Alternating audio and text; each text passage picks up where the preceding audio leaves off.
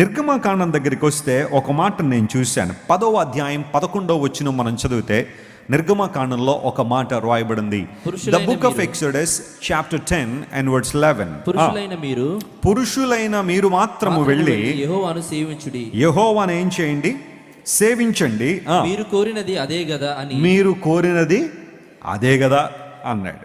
చెప్పండి, ఇక్కడ ఫరో మాట్లాడుతూ అంటున్నాడు మీరు కోరింది అదే కదా అంటే. కొన్నిసార్లు అపవాది ఏమంటాడంటే, నీలో ఉన్న ఆశ చాలా గొప్పదై ఉన్నప్పుడు దాన్ని తగ్గించి మాట్లాడుతుంటాడు, రిస్ట్రిక్ట్ చేస్తూ ఉంటాడు నిన్ను. నువ్వు కోరుకుంది ఇంతే కదా, తీసుకో అన్నట్టుగా అపవాది మాట్లాడుతుంటాడు.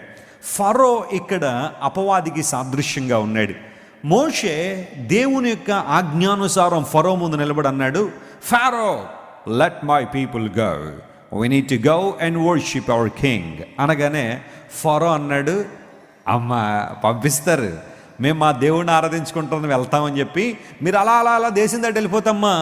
ఎవరు మాకు పని చేస్తారు ఇక్కడ, ఎవరు మాకు పరిచర్య చేస్తారు, ఎవరు ఇక్కడ ఊడిగం చేస్తారు, బానిసత్వం ఎవరు చేస్తారు, కాబట్టి మిమ్మల్ని పంపించే ఛాన్సే లేదు, మీరు ఇక్కడే ఉండాలా, మా చేతిలో బానిసలుగానే ఉండాలని ఫరో చాలా కఠినంగా రిప్లై ఇచ్చాడు. సరే, ఈ లోపల నెగోషియేషన్ జరుగుతూ ఉన్నాయి. దేవుని సేవకులు వస్తూ ఉన్నారు, మాట్లాడుతూ ఉన్నారు. ఒక్కొక్క తెగులు వస్తూ ఉంది, ఒక్కొక్క ప్లేగ్ ఆ ప్రాంతం మీదకి వస్తూ ఉంది. దేవుడు 10 రకాల తీర్పులు అక్కడ తీరుస్తూ ఉన్నప్పుడు ఈ మధ్యలో ఈ కాన్వర్జేషన్ చాలా అద్భుతంగా ఉంటుంది. ప్రతిసారి కూడా ఫరో రావడం, బాబు తప్పు అయిపోయింది, ఆయన వేడుకోండి మీ దేవుణ్ణి, కొంచెం నన్ను విడుదల చేయించండి, మిమ్మల్ని పంపించేస్తానడం, ఇలాంటివన్నీ జరుగుతున్న సందర్భంలో మనం ఎక్సోడస్ ఆ భాగాలన్నీ చదువుతూ ఉంటే మొట్టమొదటిగా ఫరో ఏమన్నాడు తెలుసా? మేము వెళ్ళాలి అని వీళ్ళంటే మీరు వెళ్ళకూడదు అన్నాడు ముందు. కానీ తెగుళ్ళు వస్తూ ఉన్నప్పుడు తట్టుకోలేని పరిస్థితిలో సరే వీళ్ళు ఇంత అడుగుతున్నారు కదా, కొంచెం వెసులుబాటు ఇద్దామని చెప్పి ఒక సందర్భంలో అన్నాడు ఫరో, బాబు మోషే మీరు దేవుని ఆరాధించుకుని వెళ్తారా, వెళ్ళండి, అయితే ఈ దేశం మాత్రం వదిలి వెళ్ళకండి అన్నాడు. చెప్పండి, ఏది వదిలి వెళ్ళకూడదట? అసలు దేవుని ఉద్దేశం నువ్వు ఐగుప్తులో ఉండకూడదని అంటుంటే ఆ ఫరో అంటున్నాడు మీరు వెళ్ళండి, కానీ ఎక్కడికి వెళ్ళినా కానీ మళ్ళీ మీరు నా పరిధిలోనే ఉండాలి, నా దేశంలోనే ఉండాలి అన్న ఆలోచన ఫరో కలిగి ఉన్నాడు. సరే, అది కుదరదని తెలిసినప్పుడు ఆ నెక్స్ట్ అటెంప్ట్లో ఏమన్నాడంటే మీరు వెళ్ళండి కానీ దూరం మాత్రం వెళ్ళకండి అన్నాడు. ఇది 2వ స్టెప్ అన్నమాట. చెప్పండి, వెళ్ళండి కానీ వెళ్ళకూడదు, మీరు దూరం వెళ్ళకండి అన్నాడు.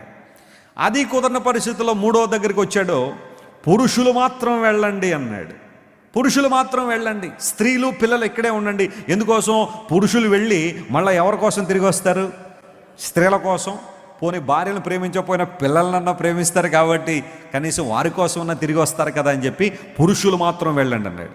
ఇంకా 4th అటెంప్ట్ ఏమన్నా తెలుసా? ఇంకా అది కూడా కుదరని పరిస్థితిలో పురుషులు స్త్రీలు పిల్లలు అందరూ వెళ్ళిపోండి, మందలను మాత్రం ఇక్కడే ఉంచేయండి. ఎందుకోసం అంటే మీరు మళ్ళీ వాటి కోసం ఏం చేస్తారు? తిరిగి వస్తారు కదా. అంటే ఒక్కసారిగా దేవుని బిడ్డలు వెళ్తాను, విడుదల పొందుతాను అంటే అపవాది పన్నాగాలు చూడండి. నిన్ను పంపించడానికి అసలు ఇష్టంలా, పాప బానిసత్వం నుండి వ్యసనముల నుండి విడుదల పొందడం అపవాదికి అస్సలు ఇష్టం ఉండదు. ఇదే మాట, ఇదే బార్గెనింగ్ నీతో కూడా చేస్తూ ఉంటాడు. ప్రార్థన చేసేస్తావా? నాకైతే ఇష్టం లేదు కానీ చెయ్యి, కానీ మంచం మీద పడుకుని చెయ్యి, ఎందుకంటే నువ్వు మోకాళ్ళు వేసావంటే నా రాజ్యం ఏమిపోద్ది, కదిలిపోద్ది, కాబట్టి మంచం మీద పడుకుని ఏదో 2 మాటలు చెప్పేసి ముగించే. నువ్వు ప్రార్థన చేసినట్టు ఉండాలా, ఆ తర్వాత చేయనట్టు కూడా ఉండాలా. అపవాదిక బార్గెన్స్. నేను బైబిల్ చదువుతానంటే ఆ చదువు ఏం చదువుతావు? ఆ కీర్తనల గ్రంథంలో 23వ కీర్తన ఒకటి చదివే అంతే రోజు, అంతకు మించి ఎక్కువ నువ్వు చదవద్దు. పురుషులు మాత్రం వెళ్ళండి, స్త్రీలు పిల్లలు ఎక్కడే ఉండండి. అది కూడా కుదరనప్పుడు మందల్ని ఇక్కడ ఉంచండి, ఆస్తి ఇక్కడే ఉంచండి, వాటి కోసం మీరు తిరిగి వస్తారు. దైవజనుల మోషే ఇచ్చిన మాట ఏంటో తెలుసా? ఐఎమ్ సో సారీ ఫరో, నీ బేరాలన్నింటినీ మేము లోబడాలని ఆశపడ్డల్లా, మా ఆలోచన ఏంటో చెప్తాను విను, ఒక్క డెక్కైనా ఇక్కడ ఉండడానికి వీల్లేదు. గట్టిగా చప్పళ్ళు కొట్టి దేవుని మహిమపరచండి. మాకు సంబంధించింది ఏది కూడా ఐగుప్తులో ఉండడానికి వీల్లేదు. మరలా మేము తిరిగి రావాలి అని మమ్మల్ని పిలిచే ఒక్క అంశం కూడా ఇక్కడ ఉండడానికి వీల్లేదు. మా దేవుడు మమ్మల్ని ఈ దేశం నుండి ఏం చేస్తున్నాడు? ఆయన విడుదల చేయాలని కోరుతున్నాడు. సంపూర్ణమైన విడుదల దేవుడు ఇవ్వాలని. ఈ రాత్రి నీ భక్తి అలాగే ఉందా? మళ్ళీ అంటున్నాడు మీరు కోరుకుంది అదే కదా అంటున్నాడు. వాస్తవానికి వీళ్ళు కోరుకుంది అది కాదు. అందరూ వెళ్ళాలి అంటే ఉంటే అపవాది దాన్ని ట్విస్ట్ చేస్తున్నాడు. నువ్వు అనుకున్నది ఇదే కదా, నువ్వు కోరుకుంది ఇదే కదా అని అపవాది వారు అడిగిన దానికన్నా తక్కువ ఇవ్వాలని చూస్తూ ఉంటే, మన దేవుడు అడిగిన దానికన్నా ఎక్కువ ఇవ్వాలనుకుంటాడు. దేవుడు నామమున స్తోత్రం కలుగునుగాక. వాస్తవానికి ఇశ్రాయేలు కోరుకున్నది అందరూ వెళ్ళాలని, కానీ ఫరో అంటున్నాడు మీరు కోరుకున్నది ఇదే కదా, పురుషులు మాత్రం వెళ్ళండి అని. అపవాది ఎప్పుడు కూడా ఇలాంటి పరిస్థితులే. ఒకసారి అటు ప్రాంతంలో ఒక ఆయన ఓ మంచి ఇల్లు కట్టుకున్నాడు. ఒకరోజు పేపర్లో యాడ్ ఇచ్చాడు, ₹1,00,00,000 విలువైన ఇల్లు 25 లక్షలకు మాత్రమే ఇచ్చేస్తామని చెప్పి పేపర్లో యాడ్ ఇచ్చాడు. ఇవ్వగానే అందరూ చాలా ఆసక్తితో పరుగుల మీద వచ్చారు. ఏమంటే ₹1,00,00,000 ఇల్లా 25 లక్షలకి ఇస్తున్నారా, 25 lakhsకే? వాట్ ఏ గ్రేట్ డీల్, ఇది చాలా అద్భుతమైన డీల్, మాకు అమ్మేయండి అంటే ఆయన అన్నాడు నేను ఇల్లు అమ్ముతాను, కానీ ఆ బెడ్రూమ్లో ఆ గోడకి ఒక పెద్ద మేకు ఒకటి కొట్టాను, అది మాత్రం నాది, మొత్తం ఇల్లంతా మీదే అన్నాడు. దానికి 75 లక్షలు కట్టే తగ్గించుతున్నాడా ఆ మేకు కోసం అని కొంతమంది అనుమానాలు పడి మళ్ళీ ఏమో ఇద్దులే అని చెప్పి కొంతమంది వెళ్ళిపోయారు. అయితే ఒక ఆయన వచ్చాడు, ఔత్సాహికుడు ఒక ఆయన వచ్చి అన్నాడు పోదే పొంది మేకే కదా, ఏముంది దానిలో, 25 లక్షలకి ఇచ్చేస్తానంటున్నాడు కదా అని చెప్పి డీల్ ఓకే సార్, ఇల్లు నా పేరు మీద రాసేయండి అన్నాడు. 25 లక్షలు ఇచ్చేసాడు, ఇల్లు కొనేసుకున్నాడు. హ్యాపీగా మొత్తం బెడ్రూమ్ అంతా బెడ్ వేసాడు, అన్ని నింపేశాడు, హాల్ అంతా కూడా చక్కగా సోఫాలతో నింపేశాడు, డైనింగ్ హాల్ అంతా డైనింగ్ టేబుల్తో నింపాడు. He was so happy. ఒక రోజున ఉదయం 8:30కి టిఫిన్ టైంకి ఎవరో ఇల్లు తలుపు తడుతున్నారు. తలుపు తిరగానే ఓనర్ గారు వచ్చారు. అంటే పాత ఓనర్ అనమాట, ఇంటి ఓనర్, అమ్మాడు కదా ఇల్లు.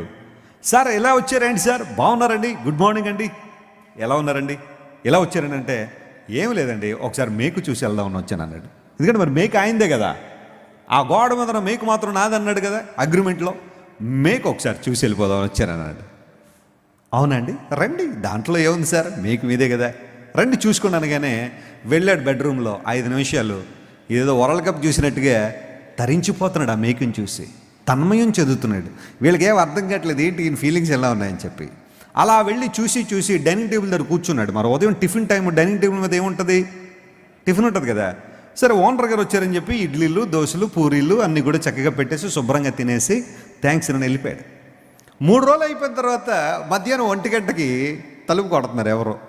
సరే వీళ్ళు వచ్చారు. బయటికి రాగానే ఆయన ఓనర్ గారు డోర్ దగ్గర నిలబడ్డారు. సార్ ఇలా వచ్చారేంటండి, ఏం లేదు ఒకసారి మేకు చూసి వెళ్ళిపోదామని అనిపించింది, చూస్తానండి.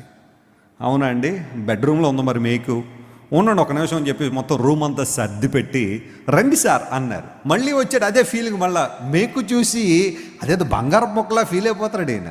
చాలా ఆనందంగా నవ్వుకుంటున్నాడు, ముద్దులు పెట్టుకుంటున్నాడు, దూరం నుండి ఫ్లయింగ్ కిస్లు ఇస్తా ఉన్నాడు. ఏంటి అంత విచిత్రంగా ప్రవర్తిస్తారని కుటుంబ సభ్యులందరూ కూడా. ఈలోపు ఆ రోజు పావుగంట కాదు అరగంట ఉండిపోయాడు బెడ్రూమ్లో. వీళ్ళేమో పడుకోవాలనే ఆలోచన వీరికి ఉంది, మధ్యాహ్నం కాసేపు భుక్తాయాసం తీర్చుకుందామని ఆయన అక్కడే ఉండిపోయేసరికి అందరూ సోఫాలో పడుకున్నారు. ఈయన కాసేపు చూసుకుని ఆయన వెళ్ళిపోయిన తర్వాత ఒక రాత్రి అర్ధరాత్రి 1 గంటకి తలుపు కొడుతున్నాడు. వీళ్ళు కళ్ళు నలుపుకొని బయటకు వచ్చారు. చూస్తే ఓనర్ గారు ఈ టైంలో వచ్చారటండి. నాకు ఇప్పుడే నా మైక్ చూసుకోవాలని నాకు కోరిక కలిగిందండి, ఒకసారి మేకు చూడాలని అన్నాడు. సార్ ఇదేంటండి టైం అండి, ఇది 1 గంటకు మేకు చూడడం ఏంటండి, ఇది మీరు చాలా విచిత్రంగా ప్రవర్తిస్తారండి, మాకు చాలా ఇబ్బంది అవుతుంది. ఇబ్బంది అనే మాట మాట్లాడకు, ఎందుకంటే అగ్రిమెంట్లో మేకు నాదని చెప్పాను కదా, నేను ఎప్పుడు చూసుకోవాలంటే అప్పుడు వస్తానండి అనగానే పాపం ఇంక చేసేది లేక అర్ధరాత్రి వేళ వాళ్ళందరూ బెడ్రూమ్లోంచి బయటకు వచ్చి అయ్యగారు లోపల పంపించారు. 40 నిమిషాలు అలా చూస్తున్నాడు మేకు, చాలా ఆనందపడుతున్నాడు సంతోషంగా. రకరకాల పొజిషన్లో నిలబడి మేకు చూసుకుని వెళ్ళిపోయాడు. ఇలా మేకొక్కటే అయిందే కానీ చెప్పండి, వీళ్ళు ఇల్లు కొనుక్కున్న దగ్గర నుండి వీళ్ళకు ఒక మాటలో చెప్పాలంటే అతి తీవ్రమైన ఇబ్బందికర వాతావరణంలో మారిపోయింది. ఆయన వచ్చి తలుపు దగ్గర నిలబడ్డగానే పిల్లలందరూ గట్టిగా ఏడ్చేస్తున్నారు. కారణం ఇప్పుడు నేను ఎంతసేపు ఉంటాడో తెలియదు బెడ్రూమ్లో, ఉన్నది ఒకటే బెడ్రూము. ఈయన వచ్చి మేకు చూసుకుంటానని చెప్పి కాసేపు అక్కడ కాసేపు ఇక్కడ కాసేపు అక్కడ నిలబడి అదేమన్నా పెద్ద గొప్ప విషయమా చూడడానికి, మేకే వాసం మేకు, అదేమన్నా అందంగా ఉంటుందో పోనీ చూడడానికి. ఈయన ఏంటంటే ఆ మేకు నాది, నేను వస్తానంతే. ఒక రోజున కుటుంబం అంతా డిసైడ్ అయిపోయారు, డాడీ అర్జెంటుగా ఇల్లు ఖాళీ చేసి మనం వెళ్ళిపోదామండి. అనుకున్న పరిస్థితుల్లో ఒక సాయంకాలం వేళ వచ్చాడు వచ్చి అన్నాడు, నా మేక్ నేను చూసుకోవాలన్నాడు. చూసుకోండి అనగానే వెళ్ళిపోయి దానికి ఒక మురికి గుడ్డల మూట తగిలిచ్చాడు. దానికి వీళ్ళేం మాట్లాడడానికి లేదు. ఎందుకు వచ్చాడు? మేక్ ఎవరిది? ఆయన. అప్పుడు వాళ్ళ అబ్బాయి అన్నాడు, డాడీ ఈరోజు మురికి గుడ్డల మూట తగిలించాడు, రేపొద్దున పెద్ద గేదెనో తీసుకొచ్చి కట్టేస్తాడు బెడ్రూమ్లో. మనకు చాలా ఇబ్బంది అయిపోతుంది డాడీ. ఇల్లన్నా పూర్తిగా మన మీదకి వచ్చేయాలా, లేకపోతే ఇల్లన్నా ఖాళీ చేసి వెళ్ళిపోవాలి. ఇది వినడానికి కొంచెం హాస్యాస్పదంగా ఉండొచ్చేమో, కానీ సాతానుడు నీ జీవితంలో చేస్తున్న పని అదే. ఇల్లంతా నీదే, ఆ ఒక్క మేకు నాదే అంటున్నాడు అపవాది. ఏంటది? ఏ పాపమైనా అయ్యి ఉండొచ్చు. అది కోపం కావచ్చు, అసూయ కావచ్చు, ఇతరుల మీద తప్పుగా అభిప్రాయాలు కావచ్చు, మరొకటి కావచ్చు. అపవాది కొన్ని సందర్భాల్లో నీ జీవితంలో ఏదో ఒక పాపాన్ని దగ్గర వదిలిపెట్టి అది మాత్రం నాది, మొత్తం జీవితం అంతా నీదే అంటాడు. ఆ ఒక్కటి చాలు నీ జీవితాన్ని పాడు చేయడానికి. ఆ ఒక్కటి చాలు నేను నరకానికి ఈడ్చుకుని పోవడానికి. ఆ ఒక్కటి చాలు నీ ఆధ్యాత్మిక జీవితాన్ని ఛిద్రం చేసేయడానికి. లేఖనాలు సెలవిస్తున్నాయి, ఒక్క డెక్కైనా ఉండడానికి వీలు లేదు. ఫరో బార్గెన్ చేస్తున్నాడు, మీరు కోరుకుంది ఇదే కదా, పురుషులు మాత్రం వెళ్ళండి. ఫరో నీకు అసలు వినబట్టలేదా? మేము కోరుకుంది కేవలం పురుషులు మాత్రమే వెళ్ళాలని కాదు, మొత్తం అందరూ వెళ్ళాలనే మాకు ఆలోచన. అపవాది ఎప్పుడు కూడా నీ ఆలోచనలు, నీ అభిప్రాయాలను తగ్గించి మాట్లాడుతూ ఉంటాడు. కానీ నీ దేవుడు నీ అభిప్రాయాలకు, నీ ఆలోచనలకు దేవుడు గొప్ప విలువనిస్తాడు. దేవుని స్తోత్రం చెప్పండి, హల్లెలూయా. నీవు కోరినట్టే నీకు అవును గాక. ఈ రాత్రి ఏం కోరుకుందాం? అందరం విడుదల పొందాలని కోరుకుందాం.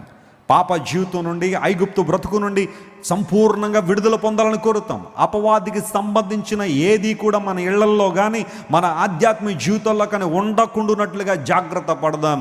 దేవుని యొక్క ఆనందాన్ని సంపూర్ణంగా మనం అనుభవిద్దాం. స్తోత్రం చెప్పండి, హల్లెలూయా.